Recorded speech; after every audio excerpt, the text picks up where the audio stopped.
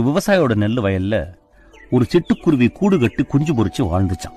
ஒரு நாள் அந்த தாய்க்குருவி இறதேடி வெளியே போன சமயத்துல அந்த விவசாயி வந்த வயலை பார்த்து, நெல்லு நல்ல பருவத்துக்கு வந்துருச்சு, வெளியூர்ல இருந்து ஒரு 20 ஆளுங்களை வர வச்சு அறுவடை பண்ணிடலான்னு தன்னோட மனைவி கிட்ட பேசிக்கிட்டே போனாராம். அதை கேட்டுக்கிட்டு இருந்த குஞ்சுங்க தாய்க்குருவி வந்த உடனே அழுதுகிட்டே விஷயத்த சொல்லிச்சுங்களாம். தாய்க்குருவி கவலைப்படாதீங்கன்னு சொல்லி சமாதானப்படுத்துச்சான். 5-6 நாள் கழிச்சு வழக்கம் போல தாய்க்குருவி இறதேடி வெளியே போன சமயத்துல அந்த விவசாயியும் அவங்க மனைவியும் வந்தாங்களாம். நெல்லு நல்லா முத்திருக்கு, இதுக்கு மேல வெளியூர் ஆளுங்களை நம்பி பிரயோஜனம் இல்ல, நம்ம ஊர்லயே ஒரு 10 பேரை வச்சு அறுவடை பண்ணிடலான்னு பேசிக்கிட்டே போனாங்களாம்.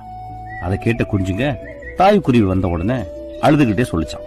அப்பவும் அந்த தாய்க்குருவி கவலைப்படாதீங்கன்னு சொல்லி சமாதானப்படுத்தி தூங்க வச்சுச்சான்.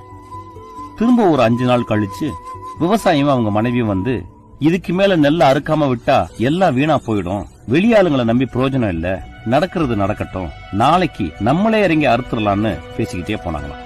தாய்க்குருவி வந்தப்போ குஞ்சுங்க இந்த விஷயத்த சொல்லிச்சுங்களாம்.